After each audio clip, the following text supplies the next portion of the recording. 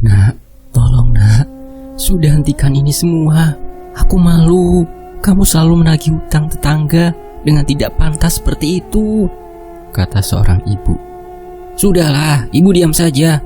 Ini juga demi kebutuhan hidup kita yang tercukupi, kata si Wendy. Sebuah kisah dari seorang laki-laki bujang yang durhaka terhadap ibunya yang berada di perkampungan. Mereka hidup berkecukupan hingga selalu meminjamkan uang kepada tetangga-tetangga yang membutuhkan, tetapi dengan bunga yang sangat besar. Padahal itu termasuk riba. Riba sangat dosa hukumnya. Tetapi tidak mempan untuk laki-laki bernama Wendy ini tentang dosa.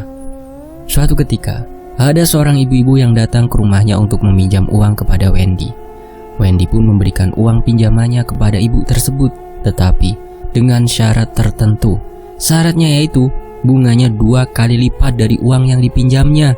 Di sisi lain, sekarang Wendy lebih jarang di rumah, entah kemana dia perginya. Namun ada salah satu tetangga yang bilang kepada Annie, ibunya itu, bahwa beliau melihat anaknya sedang berada di sebuah klub malam bersama dengan wanita-wanita cantik yang ada di klub tersebut. Tetapi Annie tidak percaya begitu saja dengan gosip tentang anaknya itu, karena yang Annie tahu, anaknya itu bekerja keras dan dia sangat percaya terhadap anaknya. Yang Annie tahu, Wendy bekerja di salah satu toko besar miliknya yang berada di desa sebelah. Memang, sekarang Wendy sudah menjadi pengusaha sukses. Itu juga berkat doa-doa dari ibunya yang selalu mendoakannya. Siang bolong hari itu, Wendy pulang ke rumah.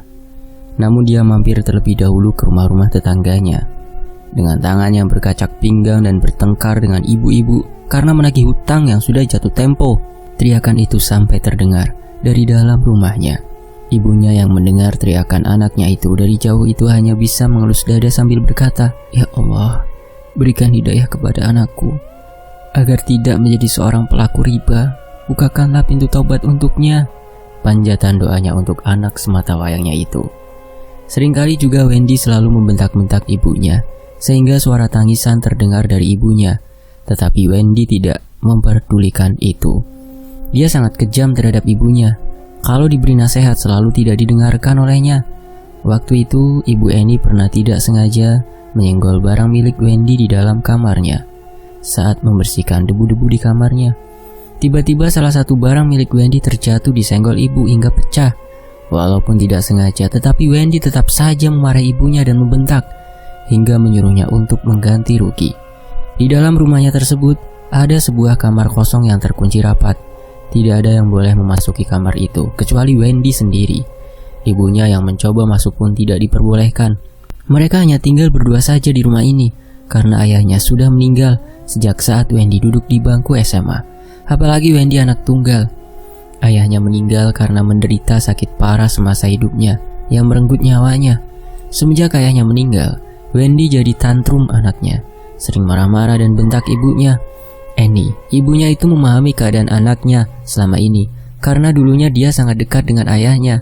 Kemudian suatu hari saat Wendy sedang tidak berada di rumah, ibunya ini penasaran ingin mencoba membuka pintu kamar rahasia itu. Berbagai cara sudah dilakukan ibunya. Dengan sekuat tenaga ibunya mendorong pintu, akhirnya berhasil terbuka. Ibunya pun masuk dengan langkah yang perlahan-lahan. Ruangan ini sangat gelap. Ibu mencoba menyalakan lampunya.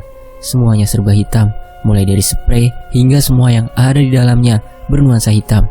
Selain berinterior serba hitam, ruangan ini juga berbau dupa dan aroma mistik yang menyeruak memenuhi hidungnya.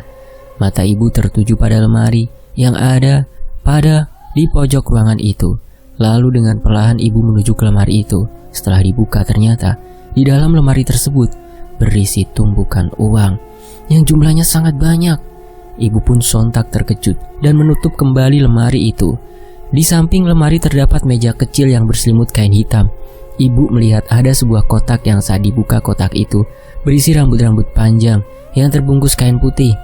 Dan saat malam harinya, ibu mendengar suara seorang wanita dari kamar Wendy. Saat ibunya mencoba mendekat dan ibunya mengintip, suara dari balik dinding terdengar suara erangan antara Wendy dan seorang perempuan. Karena ibunya penasaran, dia langsung mendobrak pintunya. Brak! Astagfirullah! Ucap ibu terkejut melihat anaknya sedang berzina dengan wanita yang bukan muhrimnya. Lalu Wendy langsung bangun dan menghampiri ibunya itu dan malah berbalik marah kepada ibunya. "Gak sopan sekali sih, Bu. membuka pintu tanpa mengetuk pintu terlebih dahulu, kata Wendy. Apa yang kamu lakukan, nak? Kamu tahu kan kalau yang kamu lakukan itu dosa besar. Ah, sudahlah, Bu. Tidak usah ikut campur dengan urusanku. Pergi sana, jawab Wendy dengan nada meninggi. Ibunya lalu pergi meninggalkannya dengan wanita itu, dengan air mata yang terus mengalir dari kedua mata. Ya Allah, ampunilah segala dosa-dosa anakku ini. Ternyata tidak kali ini saja Wendy membawa perempuan. Ternyata dia sudah beberapa kali gonta-ganti perempuan dan selalu dibawanya ke kamar untuk digauli. Hanya saja ibunya baru mengetahui kelakuan anaknya selama ini. Saat pagi Wendy berangkat bekerja seperti biasa. Ibunya yang telah mengetahui kelakuan anaknya itu hanya bisa menerimanya dengan lapang dada dan hanya bisa terus mendoakan Wendy. Ibunya mencoba untuk masuk lagi ke dalam ruangan tersebut karena masih penasaran. Terlihat sebuah toples yang berada di atas meja yang sebelumnya belum ada. Ibunya lalu membuka. Ternyata di dalam toples itu terdapat sebuah kain putih yang kumal dan berbau busuk. Karena merasa jijik dengan kain itu, dibawalah kain itu ke dapur dan direndam dengan air di dalam baskom dengan pemutih. Tiba-tiba terdengar suara telepon dari ruang tamu. Ring. Selamat siang, Ibu. Apa betul ini dengan keluarganya Mas Wendy? Iya benar, saya sendiri, Ibunya Wendy. Ada apa ya, Pak? Kami dari kepolisian, Bu, ingin mengabarkan bahwa anak Ibu yang bernama Wendy ini mengalami kecelakaan di Pantura. Saat ini jenazahnya sedang berada di rumah sakit. Innalillahi wa inna ilaihi raji'un. Baik, Pak, terima kasih, saya akan segera ke sana. Dengan buru-buru dan ekspresi cemasnya, Ibu langsung menuju ke rumah sakit dengan naik ojek karena Ibu tidak bisa naik motor sendiri. Saat sampai di rumah sakit, Ibu melihat jenazah dengan wajah yang remuk itu. Ternyata benar bahwa itu adalah jenazah Wendy, anaknya.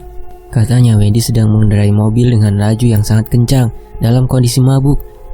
Dan terdapat sebuah truk yang berlawanan arah melaju sangat kencang hingga terjadi kecelakaan maut yang membuat sekujur tubuhnya ini remuk karena terlindas truk dan mobilnya juga ringsek parah.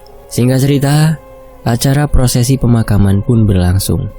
Namun ada sebuah kejanggalan yang terjadi, yaitu ketika jenazah Wendy dimandikan. Maaf, dari alat kemaluan Wendy sepertinya terus-menerus mengeluarkan cairan yang berwarna putih. Dan setelah diamati, cairan putih itu terlihat seperti sperma. Kami terus mencoba membersihkannya berulang-ulang, namun masih sama saja. Cairannya terus-menerus keluar. Singkat cerita, saat selesai prosesi pemakaman Wendy, ibunya ini bercerita kepada ustazah yang tadi ikut melayat. Ibu juga memberitahu tentang ruangan yang ada di rumahnya itu. Ibu juga memberitahu tentang kain kafannya yang kemarin udah dicuci. Mana kain yang kamu cuci itu? Tanya ustazah tersebut. Ada, Bu.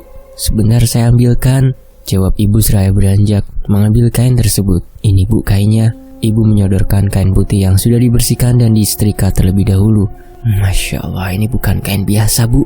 Tapi ini jimat kain kafan yang entah bagaimana bisa diperoleh anak ibu. Yang jelas dia pasti berguru kepada seseorang, Bu. Ustazah pun menceritakan tentang kain kafan itu. Katanya kain kafan ini bisa mendatangkan kekayaan dan dapat melancarkan usaha, atau bahkan bisa untuk memikat seseorang wanita atau pria dengan menyembah syaitan. Kata ustazah juga, kalau ada seseorang yang mengambil kain kafan ini dan mencuci kain, akan hilang khasiatnya. Malam harinya saat diadakan pengajian untuk almarhum, ustazah datang dengan seorang kiai yang akan membantu menuntaskan masalah ini. Setelah selesai acara pengajian itu, Bu Eni mengajak Pak Kiai dan Bu Ustazah untuk melihat ruangan rahasia yang selama ini Wendy simpan. Dengan kamu bersetubuh setiap hari Jumat dan Minggu, maka kamu akan awet muda, serta hartamu pun akan terus bertambah. Nilai kewibawaanmu pun akan meningkat. Takkan ada orang yang berani melawan dan menentangmu. Itulah aura kain kafan itu. Ambil cairan dari perempuan itu, lalu usapkan pada kain kafan. Itu yang nantinya akan membuat wanita itu tidak bisa hamil nantinya. Isi tulisan dari buku yang ibu temukan dari dalam laci ruangan tersebut, dan memberikan buku tersebut kepada Pak Kiai. Pak Kiai pun menyuruh ibu dan ustazah untuk duduk dan dengan terus membaca doa-doa yang dihafal. Sedangkan Pak Kiai yang mencoba untuk mendoakan agar kita semua dijauhi dari gangguan tersebut. Tiba-tiba terlihat sesosok pocong yang berwujud wajah sama persis dengan Wendy keluar dari ruangan rahasia itu. Kata Pak Kiai, sosok pocong itu adalah jin yang menyerupai si Wendy. Dia terus melompat dan berjalan mendekat ke arah mereka bertiga. Wendy memanggil-manggil ibunya. Bu, ibu, kembalikan kain kafan itu, Bu, katanya. Ibunya tidak menggubris dan terus membacakan ayat-ayat kursi terus-menerus.